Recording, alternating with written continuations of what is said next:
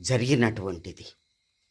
అమ్మగారికి ఇష్టప్రకారంగానే లింగం చేయించుకున్నారు. దాంట్లో కూర్చున్నారు. కూర్చోబెట్టిన తర్వాత విభూతి ఉండలన్నీ కూడా ఆ లింగంలో నింపాము.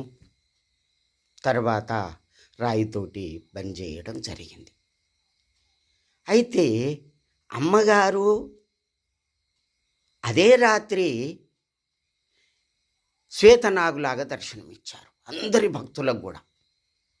నాకేమో అంతకుముందు అమ్మ చూస్తున్నట్టుగా దర్శనమిచ్చారు, శరీరం పట్టుకుంటే కాలుతున్నట్టుగా దర్శనమిచ్చారు.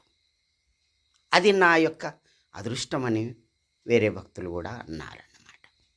మరి అందరికీ కూడా దర్శనం ఇవ్వాలని చెప్పి అమ్మగారు శ్వేతనాగులాగా మహామందిరము పైన దర్శనం ఇవ్వడం జరిగింది. ఇది అమ్మ లీలల్లో ఇది ఒక భాగము. అట్లాగే 1953-54 విజయ జయనామ సంవత్సరాలు అమ్మగారి యొక్క 20వ ఏట 70 రోజులు ఒక గదిలోనికి ప్రవేశించి కిటికీలు ద్వారాలు లేకుండా దాంట్లో కూర్చొని నేను తపస్సు చేస్తాను రామిరెడ్డి అని అంటే, అమ్మ పోలీసు ఒప్పుకోదు కదా. ఎట్లా అంటే ఆ రామిరెడ్డి పోలీసు వాళ్ళకు ఏమని చెప్తాడు అంటే, నా యొక్క జాహదాత్ ఎంత ఉన్నా సరే నేను రాసిస్తాను, అమ్మకి ఏమన్నా జరిగితే నేను రాసిస్తాను అని చెప్పి ఆ విధంగా ఒప్పందం చేసి పోలీసుకు ఆ చెప్పడం వలన వారు పట్టించుకోలేదు. అమ్మగారి యొక్క దివ్య శక్తి ఏమిటో లోకానికి తెలుసు. మరణము లేనటువంటి ఆధ్యాత్మిక తత్వం అమ్మది.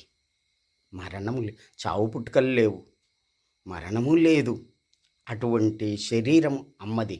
శ్రీకృష్ణుడు ఏ విధంగా భగవద్గీతలో చెప్పాడో, నేను అప్పుడు ఉన్నాను, ఇప్పుడు ఉన్నాను, ఎప్పుడు కూడా ఉంటాను అనే విధంగా అమ్మగారు యానగుందిలో ఉన్నారు, మహామందిరంలో ఉన్నారు, శివాలయంలో కూడా. అట్లాగే నేను తపస్సుస్తున్నటువంటి ప్రదేశంలో కూడా అమ్మగారు ఎన్నోసార్లు నాకు దర్శనం ఇవ్వడం జరిగింది. అది నా భాగ్యంగా నేను భావిస్తూ భక్తులకు తెలియజేస్తున్నాను. అమ్మగారిని ఎవరూ చంపలేదు, ఎవరూ చంపి ఆ లింగములో పెట్టారు అనేది మూర్ఖత్వం. అది మూర్ఖులు అనేటటువంటి మాటలు అది కాదు, అది తప్పు, అమ్మ యొక్క లీలలు అని నేను వ్యక్తం చేస్తున్నాను.